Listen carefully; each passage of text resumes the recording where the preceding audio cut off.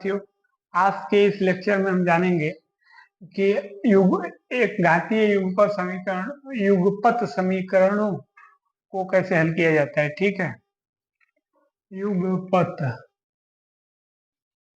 ठीक है, समीकरण को कैसे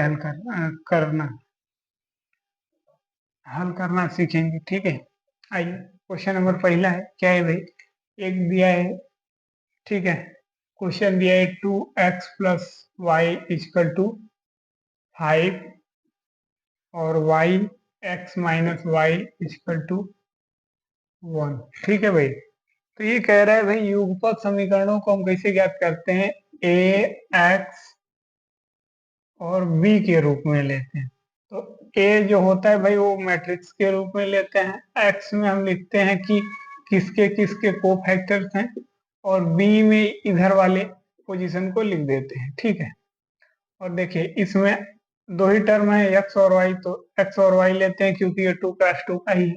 अब देखिए एक्स का गुणांक 2 है और वाई का गुणांक 1, एक्स का गुणांक 1 है यहाँ पर, वाई का गुणांक -1 है। ठीक, ये अपना हो गया।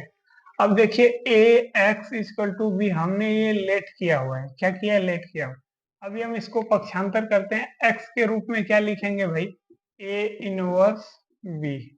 ठीक है, इसको मानेंगे हम क्या, समीकरण नंबर 1। हाँ, तो हम जानते हैं कि ए इनवर्स कैसे निकालते हैं भाई, तो पहले हम डिटरमिनेंट ए को निकाल लेते हैं। ठीक है, तो ये हो जाएगा -2 और ये हो जाएगा -1, ये हो जाएगा -3, ये इज नॉट 0।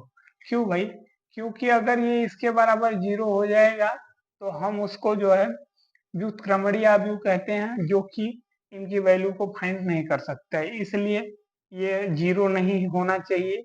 नहीं 0 होगा तो अन्यथा हम इसको मान को ज्ञात करना संभव नहीं होगा। तो यहाँ पर हम लिखते हैं यह एक अव्युत्क्रमणीय अवयव, अव्युत्क्रमणीय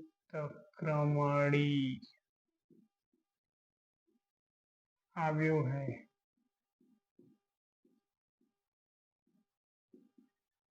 ओके, अब देखिए, तो भाई अब हम क्या है, अब हम सह अब हम जो है सहखंडज निकालते हैं। सहखंडज कैसे निकालते हैं भाई, सहखंडज निकालने के लिए तरीका होता है। ठीक है, हम C11 निकालेंगे तो -1, C12 निकालेंगे तो -1, C21 निकालेंगे तो -1, C22 निकालेंगे तो 2 हो जाएगा। कैसे भाई, देखिए C11 का मतलब पहला कॉलम पहली रो, -1 बचेगा, और C12 के लिए पहला रो दूसरा कॉलम, तो 1 बचेगा। लेकिन यहाँ पर अगर हम -1 के पावर इसको अगर जोड़ते हैं तो ये देखिए एक सीधा सा फंडा, जानिए अगर यहाँ पर सम संख्या है तो प्लस के रूप में लेते हैं, अगर विषम संख्या है तो माइनस चिन्ह के साथ लेते हैं। इसको जोड़ेंगे तो विषम संख्या आएगी, इसको भी जोड़ेंगे तो विषम संख्या आएगी, तो यहाँ पे माइनस लगा के लेंगे और ये प्लस के रूप में ही आएगा। देखिए हम एडजॉइंट ए निकालते हैं, एडजॉइंट ए, एडजॉइंट ए कैसे निकालते हैं भाई, देखिए अगर हम इसको सीधे सीधे लिख देते हैं तो इसके ऊपर डैश चढ़ाना पड़ेगा ट्रांसपोज मैट्रिक्स निकालने के लिए। अगर हम एक लाइन को कम करना चाहते हैं तो हम कॉलम के रूप में लिखेंगे इसको, और दूसरे कॉलम के रूप में लिखेंगे इसको। ठीक है, तो -1 ये हो जाएगा -1 और 2। Okay, no problem. ठीक है, अब देखिए हम जानते हैं कि ए इनवर्स इक्वल टू होता है एडजॉइंट ए अपान में डिटर्मिनेंट ए। डिटर्मिनेंट ए की वैल्यू 1/3। 1/3 क्यों होगा, क्योंकि ये एडजॉइंट के बटे में है, तो यहाँ पे 1/3 ले लेते हैं, निगेटिव साइन के साथ है, तो -1 -1 -1 2, ये अपनी वैल्यू हो जाएगी। ठीक है,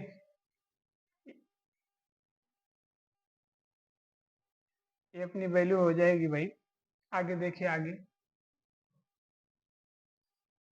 फिर उसके बाद क्या करते हैं भाई, कि हम ए इनवर्स की वैल्यू को समीकरण 1 में रखने पर, ठीक है, इसे समीकरण एक में रखने पर, ठीक है। समीकरण एक में रखेंगे तो क्या हो जाएगा भाई, अपने को x यहाँ पर है, ए इनवर्स की वैल्यू -1/3, ठीक है, -1 2, ओके। और यहाँ पर फिर अपने को ये b की वैल्यू पता है 5/1, ओके। अब देखिए -1/3 को लिख देते हैं, ये x की वैल्यू को जो हम लेट किए हैं उसको रखते हैं, ठीक है। यहाँ पर हो जाएगा ये, माइनस को हम अंदर मल्टीप्लाई करा देते हैं, ठीक है। तो ये हो जाएगा, नहीं यहीं पे लिख देते हैं, ये हो जाएगा -5 -1 -5 +2, ओके। अब देखिए यहाँ पर हो जाएगा 1/3, ये माइनस को अंदर मल्टीप्लाई करा के जोड़ देते हैं, ठीक है। तो ये हो जाएगा 6, ये हो जाएगा 3, अब यहाँ पर हो जाएगा 2 1, हाँ,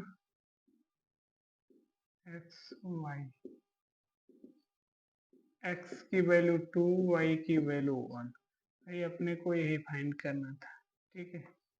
आंसर हो जाएगा, आप इसे देख लीजिएगा अच्छे से और इसे नोट करिएगा।